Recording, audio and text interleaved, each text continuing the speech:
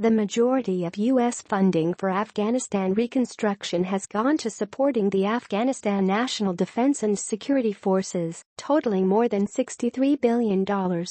But it's now going to be significantly harder for the public to understand how the U.S.-supported Afghan forces are faring in the fight against the Taliban. Very basic information such as the number of Afghan troops that have died, the exact size of the force, how many people are joining, and the readiness of their equipment has previously been made available in quarterly reports from the Special Inspector General for Afghanistan Reconstruction, or SIGER, a military agency set up by Congress that audits U.S. spending in Afghanistan. The watchdog's report released Tuesday, however, explained that the U.S. military command in Afghanistan withheld these crucial measures of the war's progress this time around. The casualty data was classified at the request of the Afghan government, it said. A U.S. military spokesperson did not immediately respond to NPR's request for further explanation. In Afghanistan, security incidents and civilian casualties hit record highs. The two-way. In Afghanistan, security incidents and civilian casualties hit record highs. The Afghans know what's going on. The Taliban knows what's going on. The U.S. military knows what's going on, John F. Sopko, the Special Inspector General for Afghanistan, told the New York Times. The only people who don't know what's going on are the people paying for it. The classified information from this report will be given on request to Congress, the Department of Defense and the State Department. The government usually doesn't classify good news, Sopko added, according to the Times. I don't want any nameless, faceless Afghan bureaucrat telling the American taxpayer what they ought to know. President Trump announced a new strategy in Afghanistan in August, committing more U.S. troops to the war without a timetable.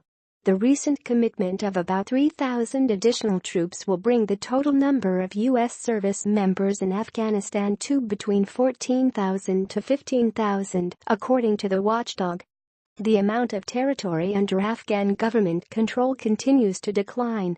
The report, quoting the U.S. military, says that approximately 56.8% of the country's 407 districts are under Afghan government control or influence, a more than 6% decline from last year. Civilian casualties due to coalition and Afghan airstrikes have risen by 52% in the first 9 months of 2017 compared to the same period last year, the report states, citing the UN. It says 38% of the total number of civilians killed by airstrikes, 177 people, were carried out by international forces.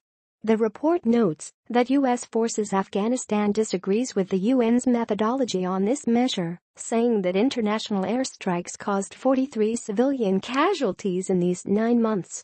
The UN's number also appears to run counter to what John Nicholson, the top commander of U.S. forces in Afghanistan, said in an interview with NPR's Tom Bowman this month.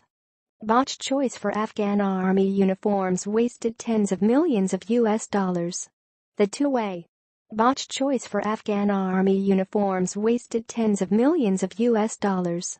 We've seen an increase in civilian casualties caused by the insurgents, and an actual reduction in civilian casualties caused by the coalition and Afghans, said Nicholson.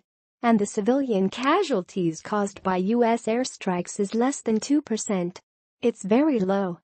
While the report does not provide precise casualty figures or information about how many people were leaving or joining the Afghan forces, it does give approximate figures for troop levels, and it's clear they have declined significantly. The report, quoting the U.S. military, said ANDSF numbers approximately 320,000 troops, a roughly 9,000-person decrease from last quarter. It did not indicate what caused the change. The U.S. military has classified information about Afghan military capabilities once before, according to the report. It happened in early 2015 under the Obama administration. According to SIGER, NATO-led Resolute Support classified the answers to some 31 SIGER questions, only to declassify the bulk of them a few days after SIGER published its January 30, 2015, quarterly report.